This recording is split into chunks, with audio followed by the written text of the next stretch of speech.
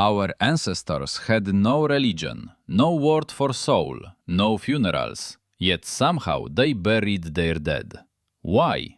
Turns out that single strange choice says something profound about what it actually means to be human at all. Picture it, a small band of ancient humans, somewhere warm and dusty. Someone they know just stops breathing. There's no priest, no book, not even a word for what just happened.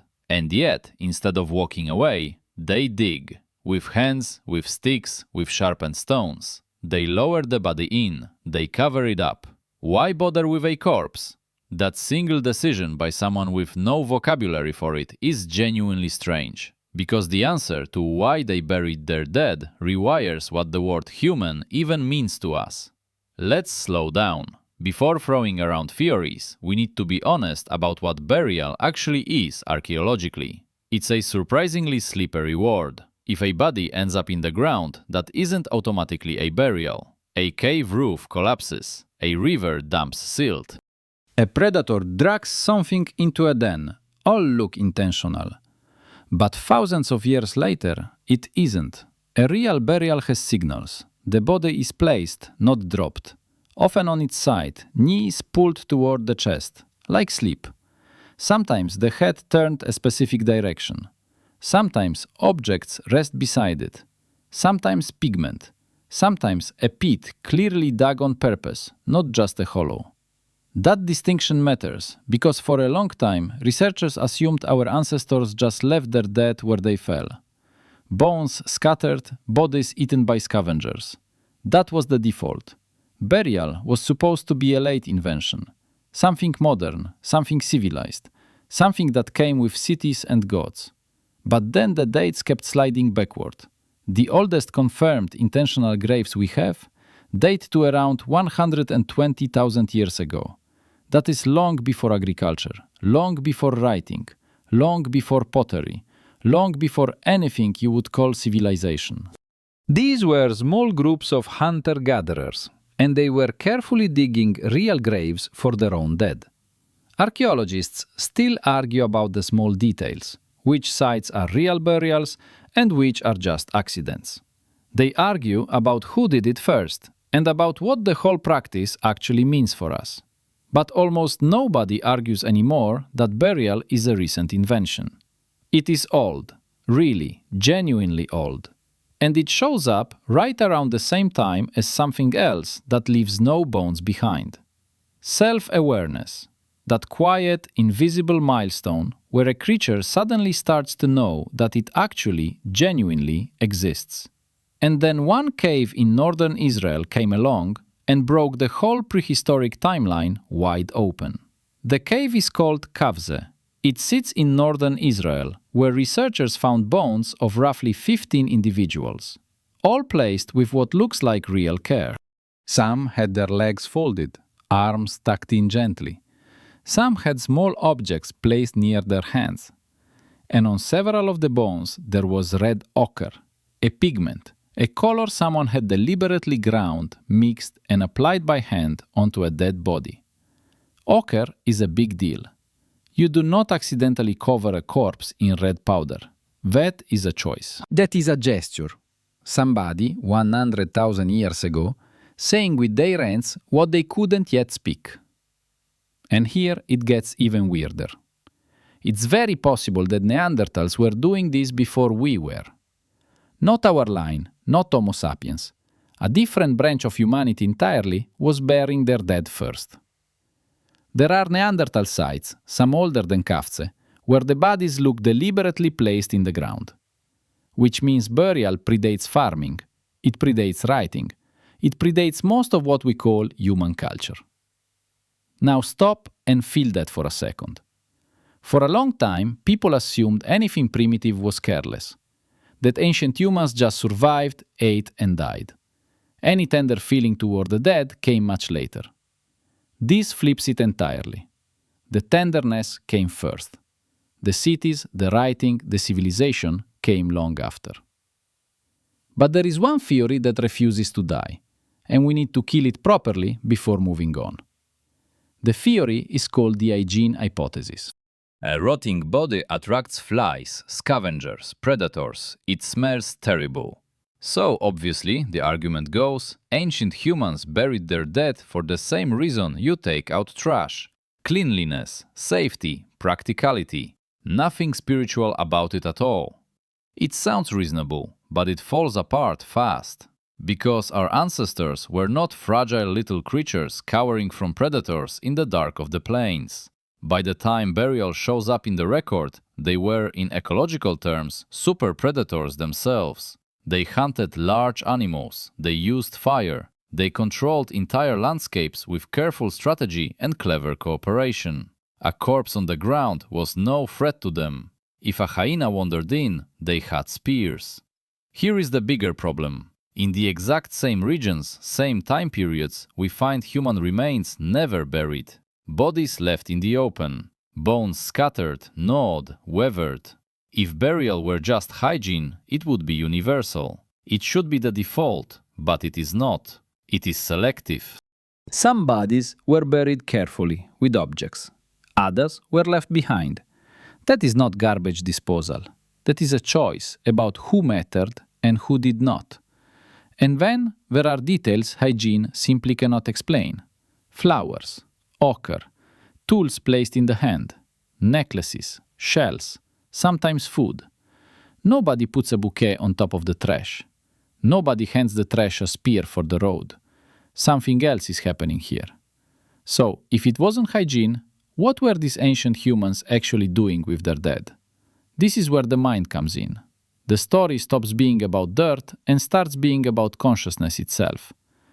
A very specific mental jump has to happen before burial makes any sense. You have to imagine your own death. Not just fear it, not just avoid it. Actually imagine it. Look at a body and understand something quite, that one day that body will be you. That is called self-awareness, and turns out it is not obvious.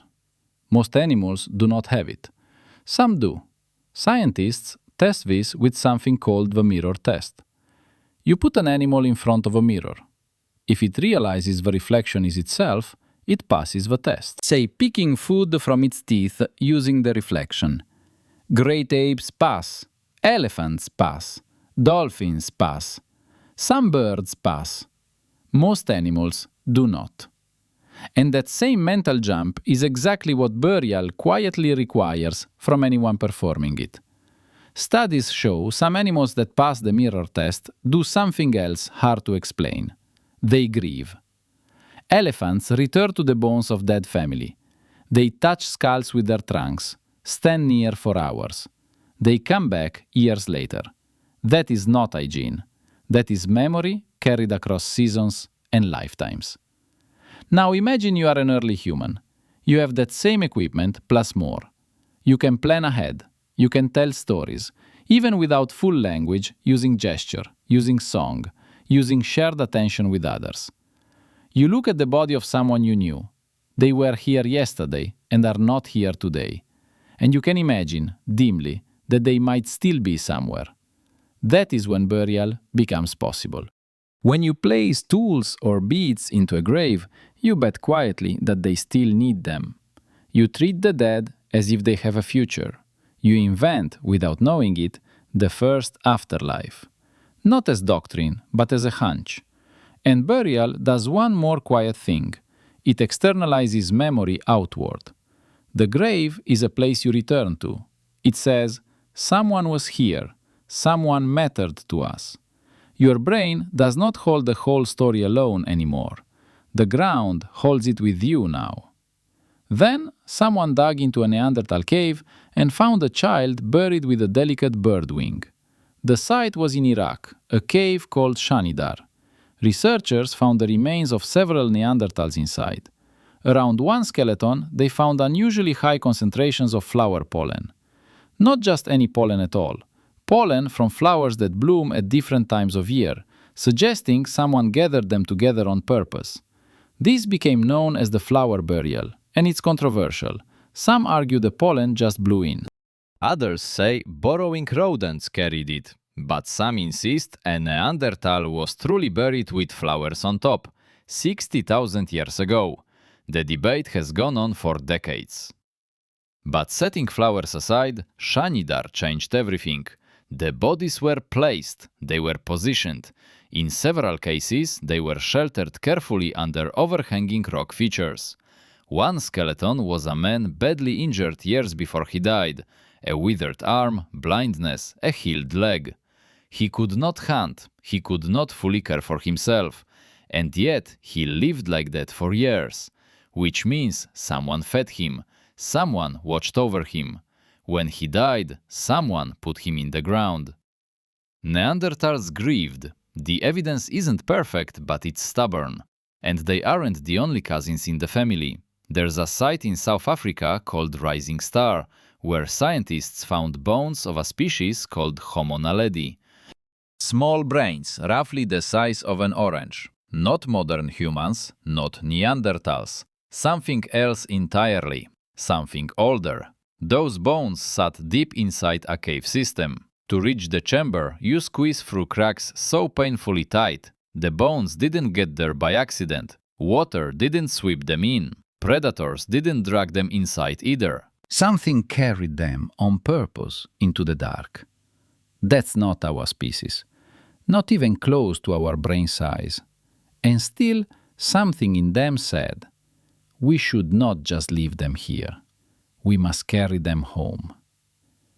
The story here isn't really about intelligence.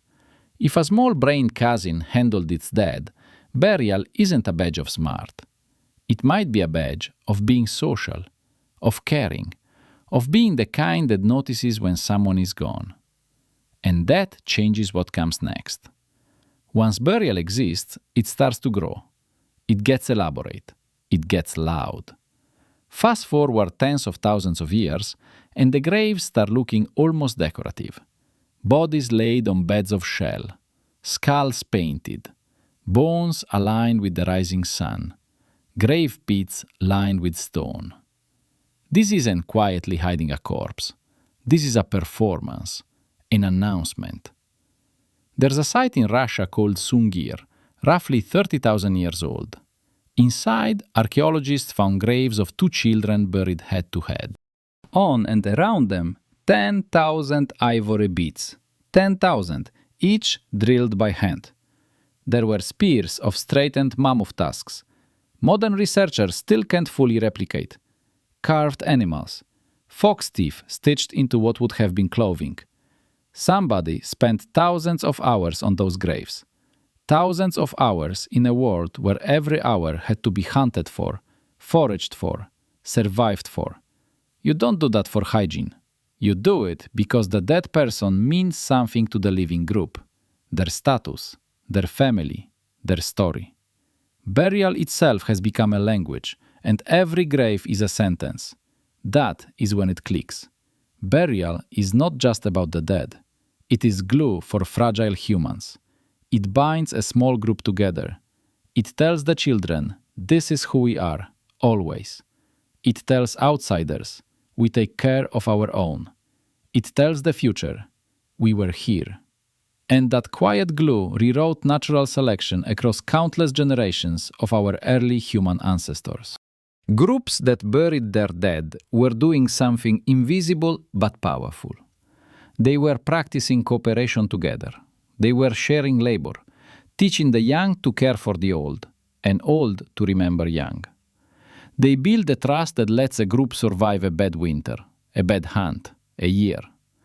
Groups that could do that lived. Groups that could not, did not. Turns out survival favored connection.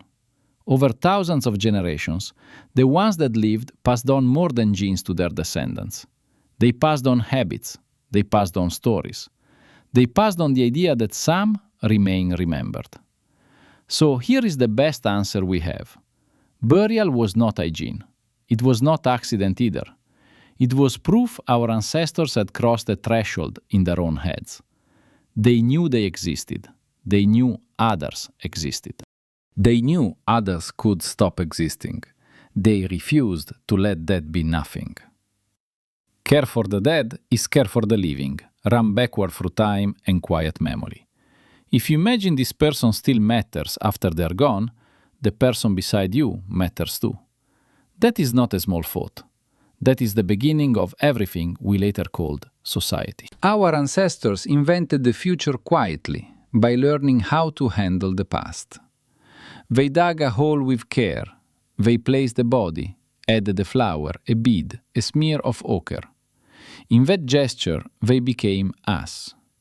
Which means every modern funeral is a 100,000-year-old habit. Think about that next time you attend one. The black clothes are new, the words are new, the music is new, but the shape stays ancient. People gathered around the body, saying quietly that this one mattered. That shape was old when pyramids were young. It is why people flinch at cremation, even when they intellectually approve. Why we keep photographs of the gone. It is why we visit graves on birthdays and anniversaries, even when we insist we are not religious anymore. It is why a room can feel wrong for years after someone dies in it. Old software running quietly.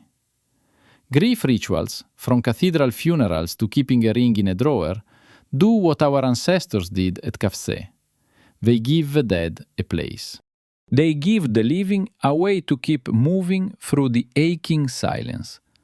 They turn absence into something you can walk toward and away from, instead of something that just haunts everywhere.